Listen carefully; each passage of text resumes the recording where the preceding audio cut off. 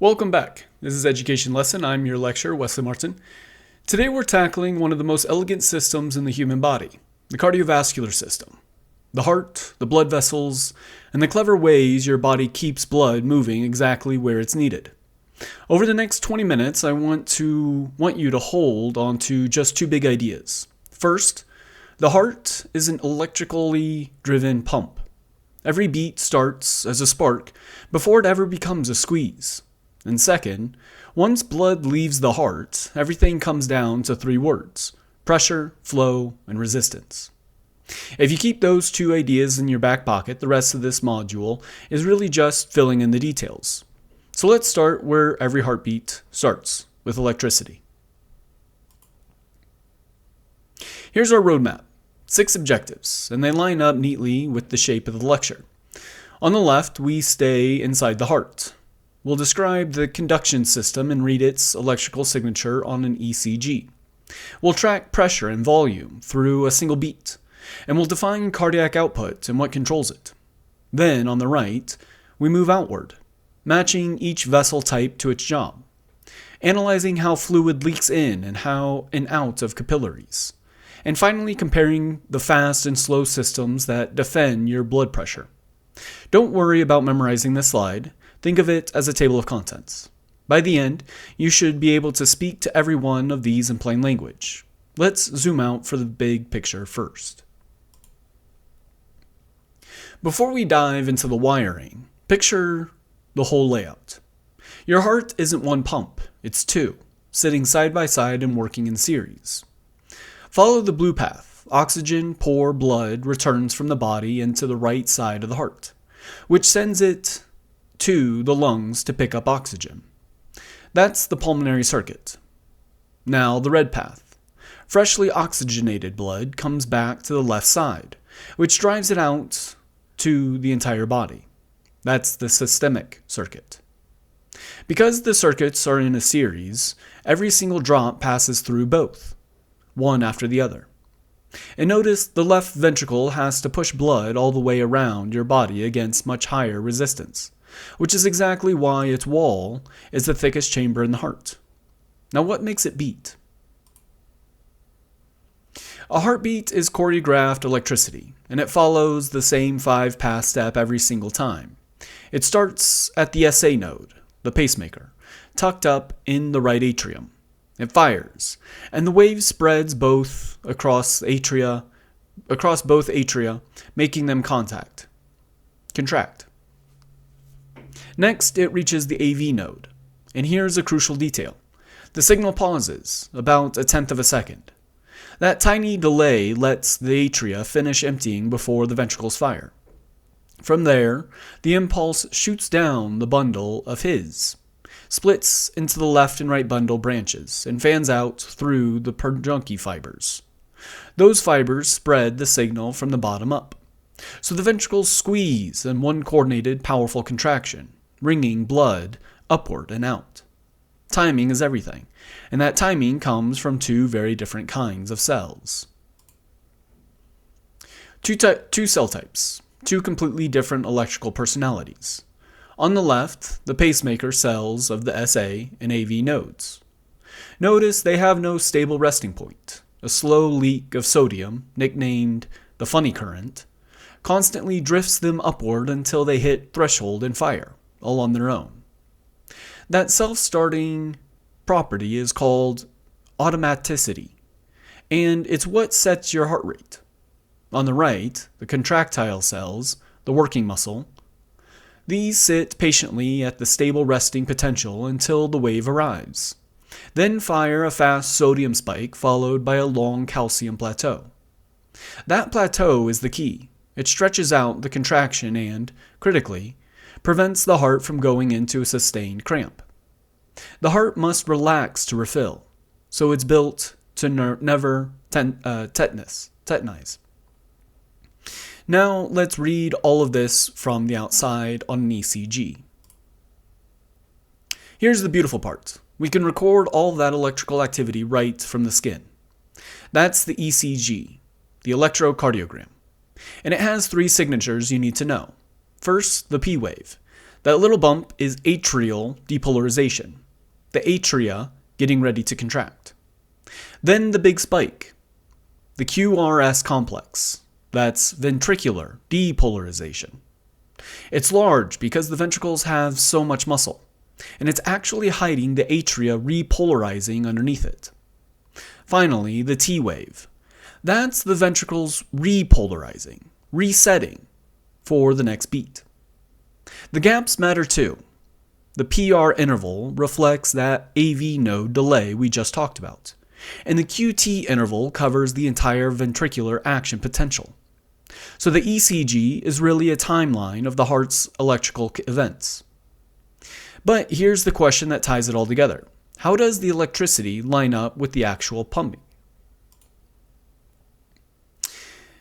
This is the slide I really want you to sit with, because it connects the two halves of everything so far. On top is the ECG, the electrical signal. On the bottom is the pump, the actual mechanical action.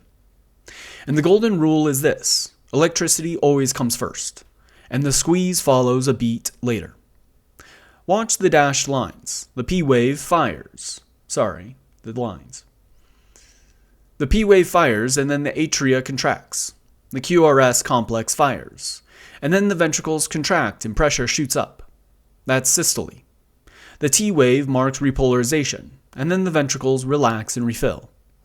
Every electrical wave precedes the mechanical event it triggers. So if you remember one sentence from today, make it this one: depolarize, then contract. The ECG doesn't just describe the heartbeat, it predicts it. Now let's look at that squeeze in detail. Every heartbeat has two acts. Diastole is relaxation and filling. The AV valves are open and blood pours into the ventricles, with a final atrial squeeze topping off the last 20%. When filling ends, the ventricle holds its maximum, the end diastolic volume. Then, systole. The ventricles contract. First, all the valves are shut and pressure builds with no blood moving yet. That's isovolumetric contraction. The moment ventricular pressure beats the atrias, the semilunar valves fleeing open, and blood ejects, leaving behind the end systolic volume. And those familiar heart sounds, they're just valves slamming shut. Lub is the AV valves closing as systole begins. Dub is the semilunar valves closing as diastole begins. Here's the elegant part. Valves are completely passive. They open and close purely on pressure differences, which brings us to pressure and volume together. This diagram looks intimidating, but it's just one heartbeat drawn as a loop, and we travel it counterclockwise. Start at the bottom right. Filling raises the volume until we hit end diastolic volume. Then the mitral valve closes. Now the left wall. Isovolumetric contraction. Pressure rockets straight up with no change in volume, until it's high enough to pop the aortic valve open. Across the top is ejection. Volume drops as blood leaves, down to end systolic volume. Then the right wall, isovolumetric relaxation. Pressure falling back down. Two things to read off this loop. The width of the loop is your stroke volume, end diastolic minus end systolic volume. And the area inside the loop is the work the ventricle does every beat. Notice the valves are just open and close at the four corners, each one a simple pressure crossover. Multiply that stroke volume out, and you get the number that matters most. Here's the headline number of the whole cardiovascular system, cardiac output. It's simply how much blood your heart pumps per minute, and the formula couldn't be cleaner. Heart rate times stroke volume. Let's put numbers on it. At rest, about 70 beats a minute times about 70 milliliters per beat gives you roughly 5 liters per minute. Stop and appreciate that. It's your entire blood volume, circulating through your body every single minute, while you sit there doing nothing or everything. And during hard exercise, this can jump 4 or even 5 times higher. Now, there are only 2 levers you can pull to change cardiac outputs: how fast the heart beats and how much it ejects each beat. Heart rate is mostly nerves and hormones. Stroke volume is more interesting, and it's controlled by 3 factors. Let's take them one at a time, starting with preload. The first control on stroke volume is preload, basically how much the ventricle is stretched right before it contracts, set by how much blood came back to fill it. And the Frank-Starling law captures the whole idea in one line. The more the heart fills, the harder it contracts. Look at the curve. As filling increases along the bottom, stroke volume climbs. Why? Stretching the muscle to a more optimal overlap of its filaments lets it generate more force. Here's the payoff. And it's genuinely beautifully engineered. If more blood returns to the heart automatically pumps more out. No brain, no nerves, no hormones needed. It's an intrinsic property, and it's exactly how the right and left sides of your heart stay perfectly matched, beat after beat, so blood never backs up. But preload isn't the only lever. After 2 more levers on stroke volume. First, afterload. Think of it as the load the ventricle has to push against to eject, which is essentially the arterial pressure. The higher the afterload, the harder it is to open the valve and get blood out, so stroke volume drops. This is why chronic high blood pressure makes the heart work so much harder. Second, contractility, the intrinsic strength of the squeeze at any given filling. This is your body's turbo button. Sympathetic nerves and adrenaline crank up contractility, and on the graph that shifts the entire Frank-Starling curve upward, meaning you get more stroke volume out of the very same amount of filling. And that's independent of stretch. Your heart can contract harder without filling anymore. So preload, afterload, contractility, the 3 dials on stroke volume. Now let's follow the blood out into the vessels. Here's a principle that'll serve you everything in physiology. Structure follows function. Look at each vessel's wall and you can read its job right after. Arteries have thick, elastic muscular walls. They have to withstand and smooth out the high pressure coming straight from the heart. Arterioles are smaller, but they're the stars of the show. Rings of smooth muscle that tighten or relax to control exactly where blood goes. They're the main site of resistance. Capillaries are the opposite extreme, just a single cell layer thick, because their whole job is exchange, letting things pass in and out. Then veins, thin walls, wide lumens, and one-way valves. They're low-pressure holding tanks that store most of your blood and act as a reservoir. So as you move from artery to capillary to vein, walls get thinner and lumens get wider. Now, what actually drives flow through all this? This is the pressure, flow, resistance idea I promised at the start, and it's one clean equation. Flow equals the pressure difference divided by resistance. Blood moves down a pressure gradient from high to low, and resistance opposes it. Simple enough. But here's the detail that does all the heavy lifting. Resistance depends on the vessel's radius raised to the 4th power. The 4th power. Let that sink in. If you half a vessel's radius, flow doesn't drop by half. It drops 16-fold. That enormous leverage is the whole reason arterioles are the body's master flow control valves. By making tiny adjustments to their radius, they produce huge changes in where your blood goes, sending more to working muscle, less to the gut, on demand. Length and blood thickness matter too, but radius absolutely rules. And where does all that carefully routed blood finally do its job? The capillaries. This is where the whole system delivers on its promise. At the capillary, fluid movement comes down to a tug-of-war between 2 forces. On one side, hydrostatic pressure, the blood pressure pushing outward, wants to force fluid out of the vessel. On the other, oncotic pressure, created by plasma proteins that are too big to leave, pulls fluid back in. Now watch what happens along the length of the capillary. At the arterial end, hydrostatic pressure is high and wins, so fluid filters out to bathe the tissues. But as blood travels along, that pressure drops. So by the venous end, oncotic pressure wins and most of that fluid gets reabsorbed.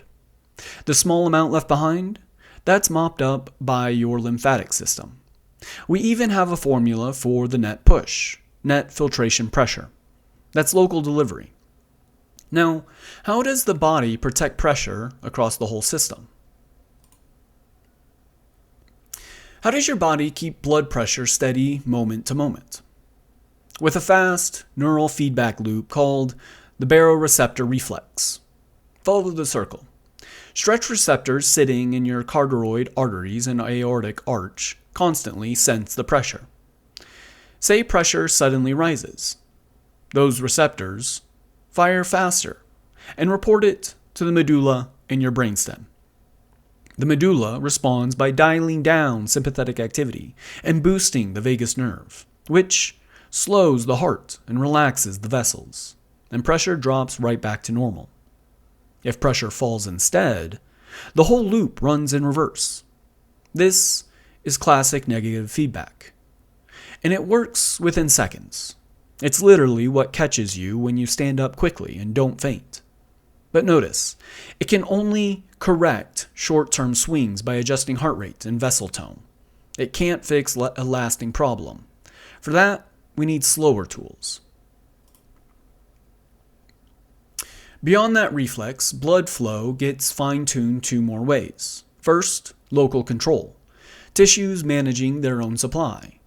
When a muscle works hard, it dumps out metabolites. Oxygen drops, carbon dioxide, and adenosine builds up, and those chemicals dilate the nearby arterioles. So flow automatically follows demand. The busy tissue pulls in more blood. There's also a myogenic response, where a vessel constricts when it's stretched, keeping flow stable. Together, that's called autoregulation. Second, hormonal control, which sets tone across the whole body.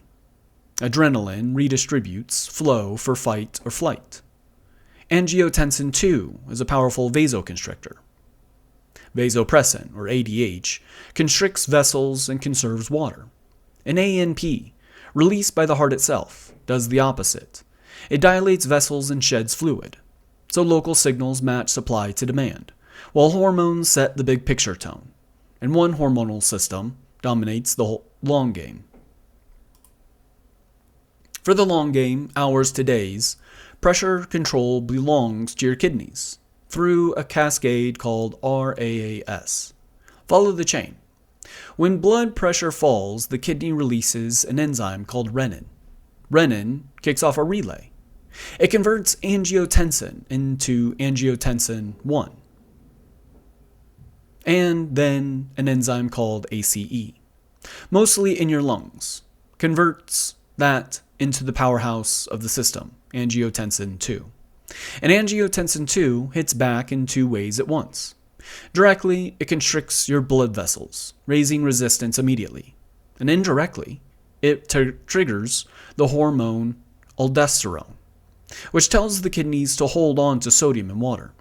Retaining water raises your blood volume, and more volume means more pressure, because it works by slowly adjusting how much fluid you carry. This is the system that sets your long-term baseline pressure, which sets up a perfect comparison. Let's put our two pressure regulators side by side, because together they tell the whole story. The baroreceptor reflex is neural. It works in seconds, and it acts by tweaking heart rate and vessel diameter. Think of it as a fast thermostat, snapping you back from momentary swings. The renal RAAS system is hormonal. It works over hours to days, and it acts by changing your blood volume. Think of it as the slow dial that sets your baseline. They're not competitors, they're partners. The reflex buys you time in the moment, and the kidney fixes the actual set point over the long run. And here's the clinical kicker. Chronic high blood pressure is fundamentally a volume and resistance problem, which is exactly why so many blood pressure medications target the kidney and the RAAS pathway. Let's bring it all home. Let's tie the whole module together with 6 ideas. 1. The heartbeat is electrically driven, depolarize, then contract, and the ECG lets us read it. 2. Pressure and volume tell the mechanical story, captured perfectly in the PV loop. 3. Cardiac output is heart rate times stroke volume, and stroke volume answers to preload, afterload, and contractility. 4. Vessel structure follows function, and radius dominates resistance to the 4th power. 5.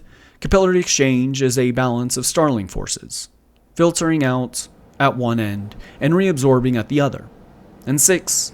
Your blood pressure is defended fast by the baroreceptor reflex and slow by the kidney and RAAS. Electricity, mechanics, vessels, control. That's the cardiovascular system start to finish. Thanks for watching. I'll see you next module. Make sure to subscribe so you can follow along for new releases. Thanks and have a good day.